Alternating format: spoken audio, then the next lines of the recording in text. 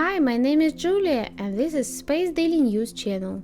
China wants to launch a small constellation of satellites into orbit around the moon to create a radio telescope which will open a new window to the universe. The array will consist of one parent satellite and 8 smaller daughter satellites. The parent satellite will process data and communicate with Earth, while the small satellites will monitor radio signals from the farthest reaches of the universe.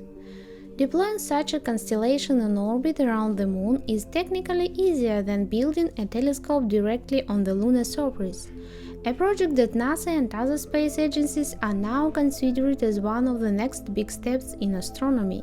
From an engineering point of view, it's much easier, since there is no need for landing and deployment. Also, since the orbital period of the spacecraft in lunar orbit is only 2 hours, it will be much easier to use solar energy than when it's on the lunar surface, where the lunar nights last 14 Earth days. The project is called Exploring the Sky at the Longest Waves and is scheduled to be completed as early as 2026. A telescope on the Moon or in lunar orbit will allow astronomers to finally see cosmic radiation in a part of the electromagnetic spectrum that can't be studied from the Earth's surface, radio waves longer than 10 meters. It's impossible to study this part of the electromagnetic spectrum while on Earth because of its strong absorption of the Earth's atmosphere.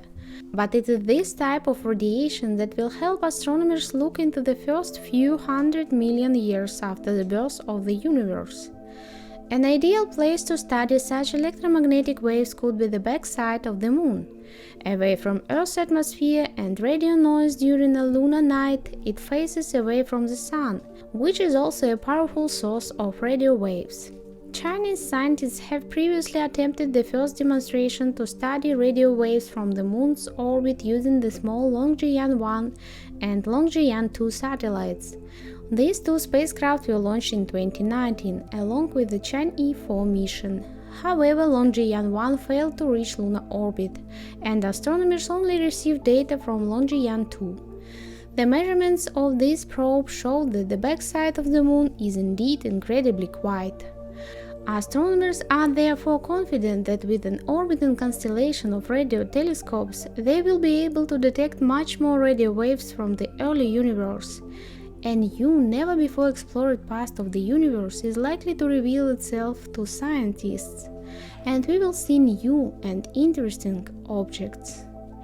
Space Daily News, like, share and subscribe.